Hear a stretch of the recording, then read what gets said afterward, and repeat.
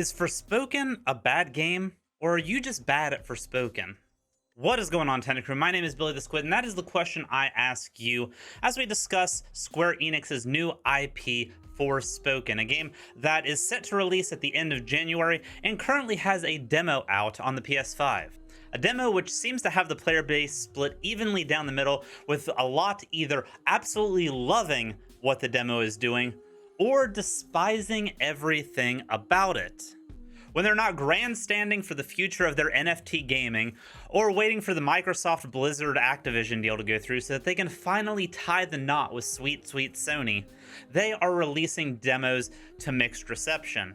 The most recent fresh IP that they had a demo out for was Stranger of Paradise Final Fantasy Origins. The demo that made Chaos a bigger meme than the trailer already had for the game. It actually led to a lot of positive development for that title, which ended up being a fairly successful, fresh take on the Final Fantasy formula. Which is where the question I posed at the start of the video comes into play. Is Forspoken a bad game, or is it a player skill issue? Because for me personally, the combat is one of the strongest aspects of the demo that came out, and one of the biggest selling points for the game overall, in my opinion. And I don't even necessarily blame the player base for having a negative opinion of this game based on their gameplay in the demo, because in uncharacteristic Square Enix fashion, they didn't riddle this game with text boxes constantly berating you with how to play the game. They gave you almost the bare minimum and then kind of cut you loose, which in a game that's as unintuitive to play as what this game is going to leave a sour taste in a lot of people's mouths. To be perfectly honest with you, it feels like Square Enix was self-sabotaging this game, because the way that they released this demo just doesn't seem like they had the intention of actually getting people to enjoy the game. And this negatively affects every aspect that I mentioned prior. The cringy dialogue being cherry-picked from the middle of the game makes it so that you have no context on what the relationship between Frey and the bracelet is, or anything that's going on in the world outside of that little cutscene that played at the very beginning that doesn't give any direct context on interactions with the players that you're going with throughout the demo. So yeah, Frey being hot-headed and swearing every 5 minutes, causing YouTube algorithm to demonetize channels everywhere, is going to come off as annoying because we don't get the context of why she is the way that she is. We're just kind of thrown into it and told to deal. Same thing goes with the open world itself. The open world does not give you a good place to actually learn the basic mechanics of this game. Where they expect you to learn that is in the first 30 seconds in this little narrow chasm that has 1 or 2 fights in it, and then they let you loose into the open world without explaining anything else other than the very basics of combat. You don't even get to learn how to properly dodge until you go forward up to one of the bridge segments later in the demo that you could easily skip if you head either left or right from the chasm. And even when they do get into the combat and magic systems and show you how to swap between the 2 different forms of magic that you have in the demo, they show it in the worst way possible. Instead of just saying you can hit left or right on the D-pad, they have you do the double shoulder press method to then select the magic, leading a lot of people to think that this is the only way to change out which set of spells you're using. No wonder people are going to find the combat clunky or feeling bad if they feel like they have to go into one slowdown menu just to swap to the other form of magic, then another slowdown menu to go to whatever they want their primary charged attack to be, and then another menu to go into whatever they want their support spell to be. That's 3 breaks in action in a game that is supposed to be lively and thriving with the action going at a almost breakneck pace. I even feel like starting you on the ranged rock magic is a poor decision with this demo, considering that 75% of the time you are going to be in the fire melee mode, with only using the rock spells for certain enemies and certain situations. And admittedly, the third-person shooting combat of the rock magic does not feel as good as what the melee fire magic does.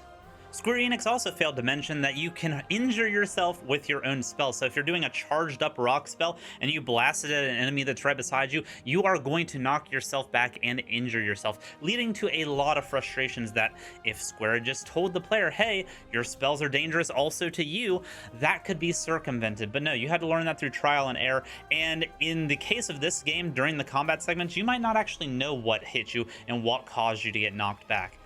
The fact that you did the damage to yourself isn't intuitive at all, and just a little text box letting you know this would have alleviated a lot of frustrations. And unless some other aspect of the game or about the development team brought you into this and you give it a little more than the first 10 to 15 minutes of the demo, you are probably going to drop this game and be like, yeah, I'm glad I'm not going to waste $70 on this. It is not something that I enjoy. I don't think it's well executed. But I am here to tell you now that Forspoken is a significantly better game than Square Enix itself would have you believe. To get a little bit more of a better appreciation and understanding for what this game is wanting to do and where it's wanting to go, I think it's important to look at the development studio of the game as well as the grassroots that this game is built from. That development studio is Business Division 2, or as they're now called, Luminous Studios, a division within Square Enix. And that gaming base that Forspoken is built upon is actually none other than Final Fantasy 15. That's right, the boy band simulator of 2016, the open world Final Fantasy experience that they gave you is where the grassroots of Forspoken are built upon. And you can actually see that once you realize that in a lot of the gameplay aspects within Forspoken. And knowing that Luminous Studios, the developers of Final Fantasy 15, are the ones working on Forspoken, you can kind of take that knowledge into how the open world is going to be built and how the open world is going to be interacted with, for better or for worse. Me, myself, I'm a huge fan of Final Fantasy 15 and liked a lot of the aspects of that game, but I know that was another very polarizing game in the Square Enix library. And while you can see aspects of Final Fantasy 15's combat in the melee combat of Forspoken, they have built significantly upon what Final Fantasy 15 laid out. And it's made a really fun, interactive, but unintuitive combat experience. One that if you go into it playing it as if it is Final Fantasy 15, you are going to come out with a poor reception of the game overall. Luckily, Luminous Studios has already announced that in the final version of the game, button remapping is going to be available to help alleviate a little bit of those growing pains for learning the new combat systems, because I understand using the shoulder buttons and stuff to manipulate your spell wheels isn't the easiest way about going about things. And I know a lot of people would rather have square and triangle be their primary attack buttons.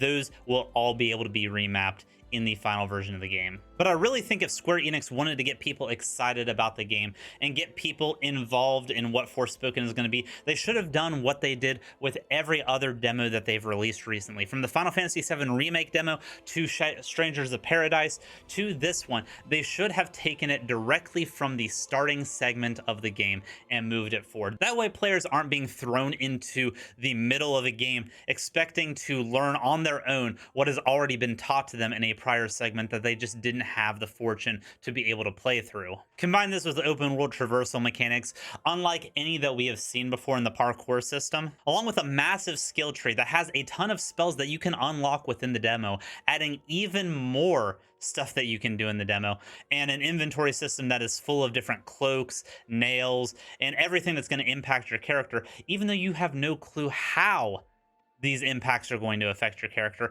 and you're just going to lead to system overload for anybody that is coming into this and not willing to take the time to actually learn all the nuances from the game. I wouldn't be surprised if this game was so overwhelming to a majority of people that they opened up the skill tree menu and didn't even realize that they could unlock even more spells for the game, or change out whatever cloak or amulet that they were wearing to better suit their playstyle. And how is somebody supposed to know what their playstyle is if they don't know how it's going to impact their character? When players aren't even given the tools to know how to quick switch between the two magic classes, or that charged attacks are going to behave differently whether you're using them on the ground or whether you jump and use them, how else are they supposed to build upon a base that they were never given to begin with?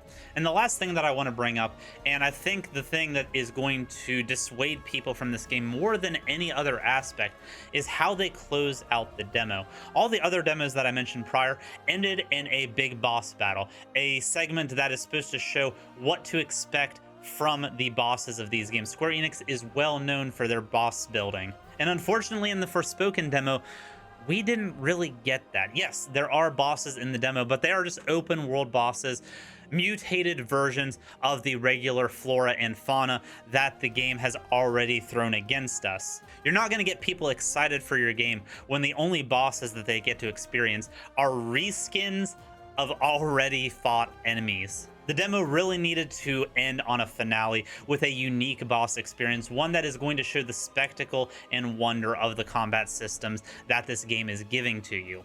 Unfortunately, we did not get that, and it kind of just ended. And while they tried to give that spectacle in a closing cinematic, giving a cinematic isn't going to be the same as actually experiencing the spectacle yourself, which just blows my mind and reinforces the fact that throwing a player into an open world area and not having any kind of significant closer is a bad idea for a demo, especially considering that they had that specific type of boss fight in the gameplay showcase that they released alongside this demo. That gameplay showcase shows the very segment I wish they would have made the centerpiece for the Forspoken demo. It's most definitely at an earlier segment in the game where all you have is the rock magic itself, and it looks like it would ease you into the experience better, finishing you off with the Tantasila boss fight, where I'm assuming that's where Frey is going to get her fire magic, and then they could open you up to an open world if they really wanted to. I feel like this would have been a more appropriate use of the demo time than what they gave us, just overwhelming the player and not really giving any sense of satisfaction once the demo was already over. So given all this info, I beg of you, if you were excited to play Forspoken, you played the demo and it left you disappointed or with a sour taste in your mouth, please go back and give it another try. Look into the accessibility options, actually feel out how the game plays, and give it a little bit more time. Once it clicks, the game is an extraordinarily fun time, and I feel is one of the most unique action RPG experiences that is going to come out in 2023. Don't let Square Enix's poor demo execution dissuade you from a game that you might actually really enjoy once you get the hang of it. But what do you all think? Have you enjoyed the Forspoken demo? Did you not like the Forspoken demo? And are you planning to go back and give it another try after this video? Let me know down in the comments below. Also, if you enjoyed the video, don't forget to like and subscribe to the channel. We'll be doing more Forspoken content in the future. But until next time, Tenna Crew, much love. Bye-bye.